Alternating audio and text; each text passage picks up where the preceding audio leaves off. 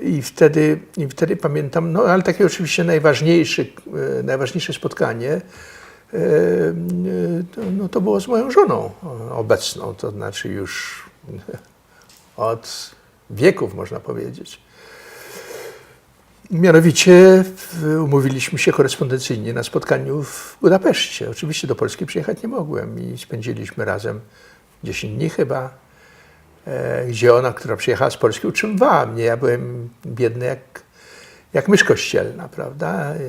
I wtedy to był wspaniały pobyt wspólny i restauracje. No i emocjonalnie to było ogromnie dla mnie ważne. I zdecydowaliśmy, że Irena do mnie przyjedzie. Do Anglii. Dostałem,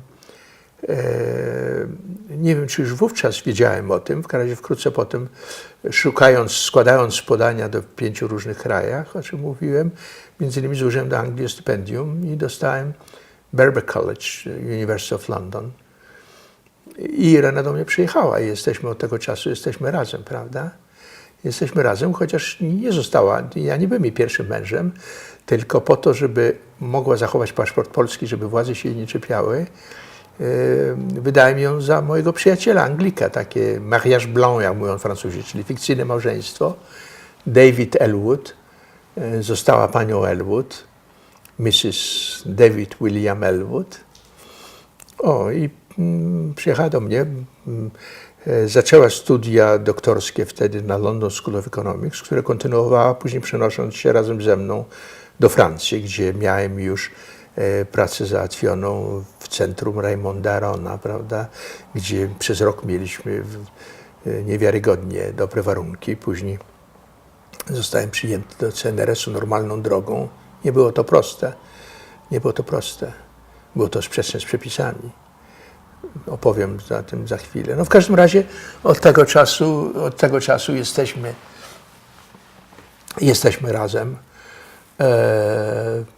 Znałem też Irenę jeszcze z Polski, tylko że ona była studentką mojego wydziału. Poznałem ją na egzaminie wstępnym, gdzie ona, pamiętam, że sprawdzałem i wchodziła na salę, gdzie miała pisać egzamin pisemny pisać. Zobaczyłem na jej dowodzie nazwisko i zapytałem się, czy jest córką profesora Grossfelda. No, on był znanym historykiem i zresztą pracował z moją matką w Akademii Nauk. Ona tak zaczerwieniła się, tak spuściła rzecz i powiedziała tak.